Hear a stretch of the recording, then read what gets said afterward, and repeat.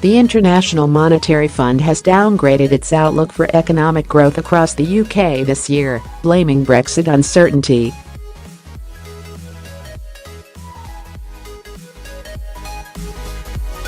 Led by Christine Lagarde, the IMF has reduced this year's growth forecast from 1.7 to 1.6%.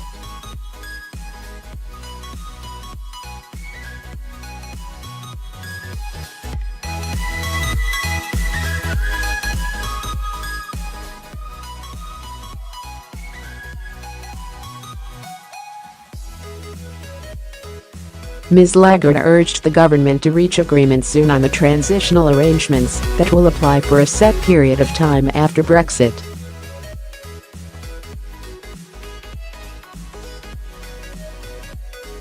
She said businesses are delaying investment decisions owing to uncertainty surrounding a number of key Brexit issues, such as trade in particular.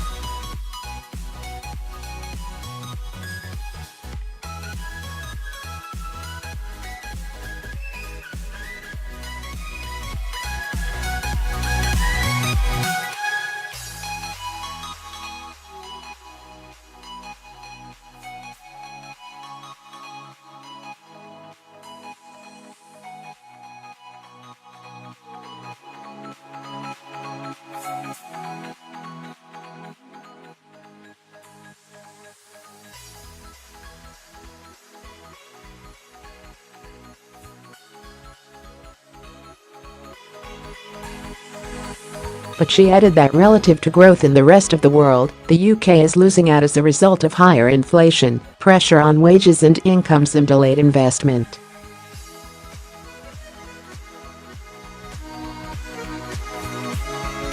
She said, if you look at investment alone, with 2.1% of GDP in investment, with the global economy as it is, and the space the UK economy has in that global economy, it should be rolling at 6%.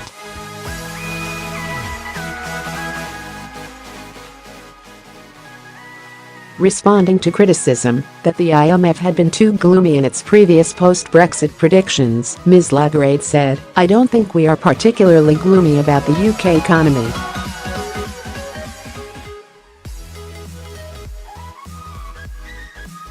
This was said a year and a half ago, but regrettably the numbers we are seeing the economy deliver today are actually proving the point we made a year and a half ago. When people said you are too gloomy, you are one of those experts.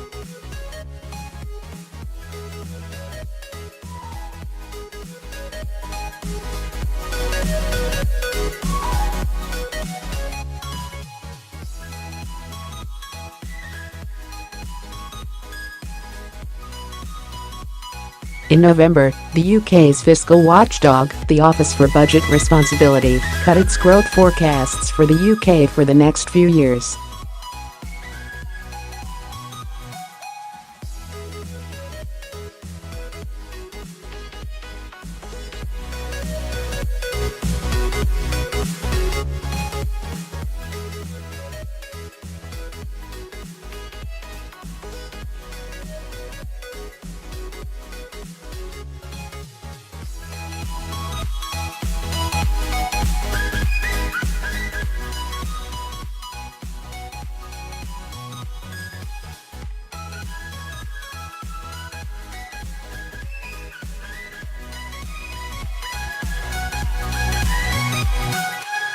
Last week, the bank voted to keep interest rates on hold at 0.5%. Bank of England, to confirm plans allowing European banks to operate as normal after Brexit. British banks will have to stick closely to EU rules on issues including bonus caps if they want to keep trading in Europe after Brexit, it will be ruled today.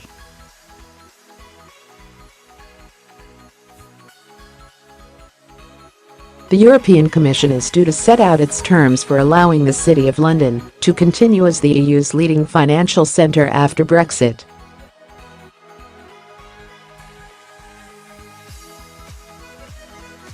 Brussels will demand equivalence with EU standards, a solution that could allow Britain to leave the single market while letting the city keep working.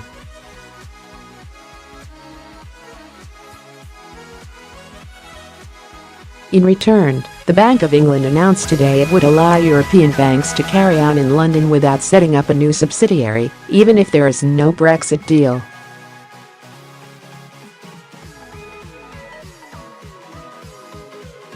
The central bank said it made the decision on the assumption that a high degree of supervisory cooperation with the EU would continue after Britain leaves the bloc.